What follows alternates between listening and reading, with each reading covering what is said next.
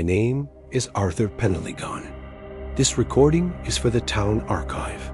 It is the 10th anniversary of the fire at St. Jude's. His voice cracks. I was the groundskeeper. I was the last one to see them alive.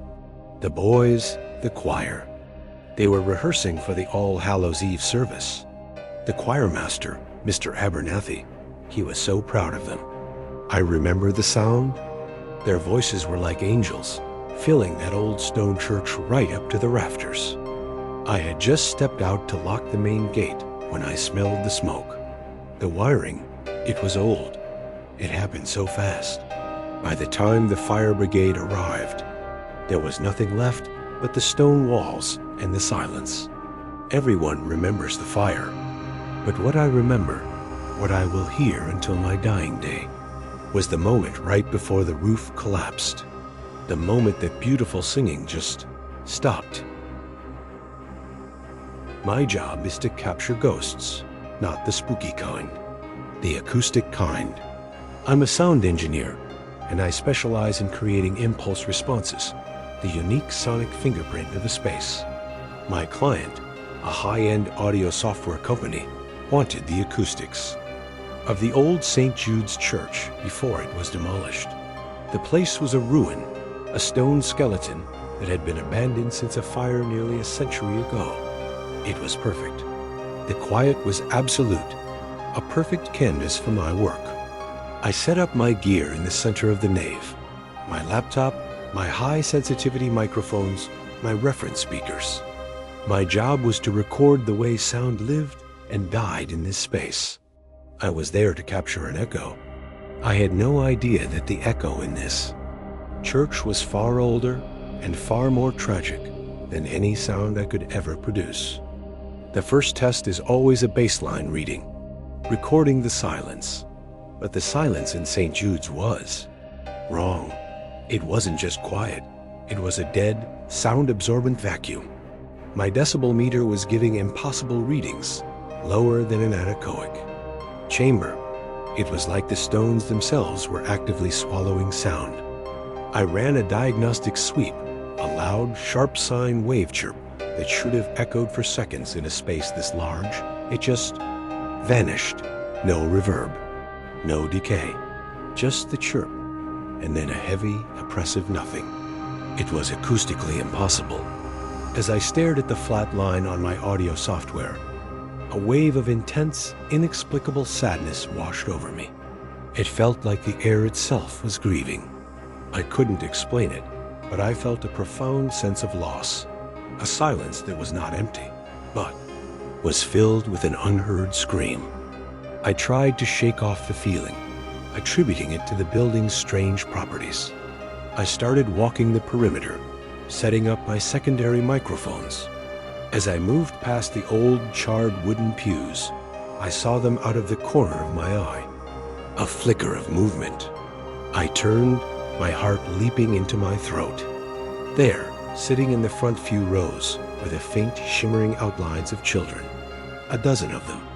They were translucent, like heat haze on a summer road, barely there. They were all dressed in what looked like white robes, sitting perfectly. Still, their hands folded in their laps, their faces turned towards the empty choir loft. I blinked, and they were gone. I told myself it was a trick of the light, my eyes playing games on me in the dusty dark. But I couldn't erase the image. From my mind, a full choir of silent, waiting children, sitting in the pews of a dead church. I couldn't work. The feeling of being watched was too intense. I packed up my gear and went to the town's historical society, a dusty little room in the back of the library. I asked the elderly curator about the fire at St. Jude's. Her friendly demeanor vanished. She unlocked a cabinet and pulled out a heavy, singed binder. It was filled with old newspaper clippings from 1923. The headlines told a story of unimaginable horror. Tragedy at St. Jude's Boys' Choir perishes in All Hallows Eve blaze. Faulty wiring in the organ had sparked a fire during their final rehearsal. The fire spread so fast it blocked the only exit. the entire St. Jude's Boys Choir, and their choir master, Mr. Abernathy, died in the blaze. The article ended with a haunting quote from a witness who said the last thing he heard before the roof came down was the sound of the boys singing, their voices clear and beautiful, even as the flames consumed them. Knowing the story, I had to go back. I don't know why. I felt like I owed it to them. I set up my most sensitive microphone, a parabolic dish that could pick up a pin drop from 100 yards. I put on my noise-canceling headphones and just listened to the silence. For an hour, nothing. Then I saw it on my laptop, a faint, almost imperceptible tremor in the waveform. It wasn't a sound I could hear with my own ears. It was too high, too subtle. But the microphone was catching something. I isolated the frequency and amplified it, the computer processing the phantom signal. And then I heard it. My breath caught in my chest. It was music. A perfect, beautiful, multi-part choral harmony. The sound of a dozen young boys singing a Latin hymn. It was clear, flawless, and utterly heartbreaking. And it was happening in a room that was, to my own ears, completely and totally silent. They were still there. They were still singing. I just wasn't equipped to hear them. The singing grew stronger, not in volume, but in presence. And with it, another figure appeared. He materialized in the choir loft, standing before an old, charred music stand. The choir master. He was a tall, slender man, his form flickering. Like a dying ember, he wasn't looking at me. His entire being was focused on the empty space where his choir once stood. He raised his hands, his long, translucent fingers poised in the air, and began to conduct. The unheard music on my laptop swelled, following the passionate, silent movements of his ghostly form. He was locked in his final moment, a devoted teacher leading his students through their last, perfect performance. He wasn't a monster. He was a guardian, a conductor whose love for his music and his students was so strong, it had refused to be silenced by death itself. He was holding them all together, even in the afterlife. The spectral performance continued, a beautiful, silent concert for an audience of one. But then, something changed. The boys in the pews, the audience, turned their heads, their faint, shimmering forms, all looking directly at me. Their mouths were still open, as if singing, but their sad, empty eyes were locked on mine. They didn't move towards me.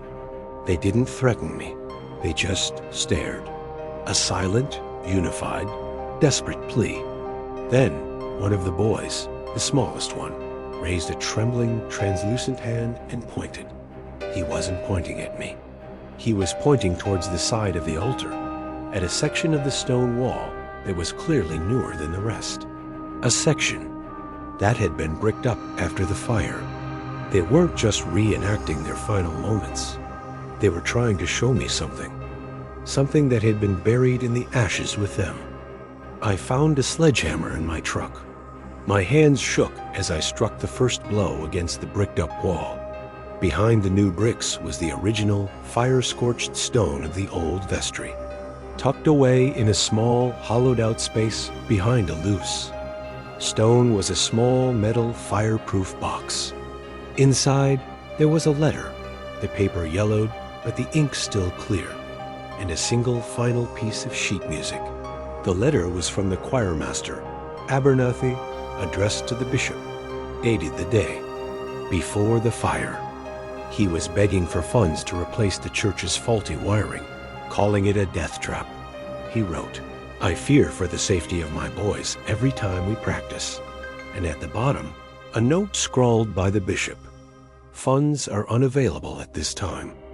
We will revisit after the holidays." The bishop had known. He had known the danger and done nothing, burying the letter and the evidence of his negligence in the reconstruction. The fire wasn't just a tragedy, it was a crime. I knew what I had to do. They weren't trapped by the fire. They were trapped by an unfinished song.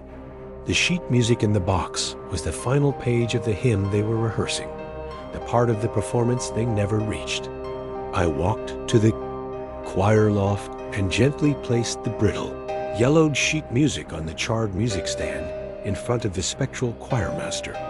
He looked down at it. Then he looked at me, and for the first time, I felt a wave of profound, silent gratitude.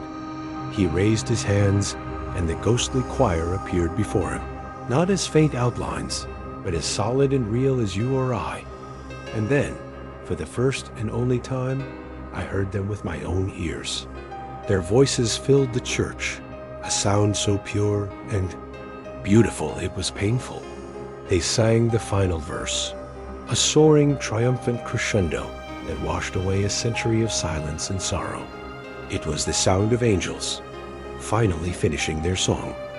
As the final, perfect note faded into the rafters, a brilliant, warm light filled the church. The boys, no longer sad, smiled. They looked like children again. One by one, they dissolved into motes of golden light, rising up through the dusty sunbeams and vanishing. The choir master was the last to go. He turned to me, placed a hand over his heart in a gesture of thanks, and then he too faded into the light. And then there was silence. But it was different now. It was a real silence, a peaceful one. I released the recording of their final song, along with the choir master's letter. The story of the bishop's negligence became front-page news. The church was never demolished. It was turned into a memorial music hall. I still have the original recording. Sometimes, when the world is too loud, I put on my headphones and listen, and I hear the voices of a dozen little angels, a silent choir that just needed someone to help them sing their final note.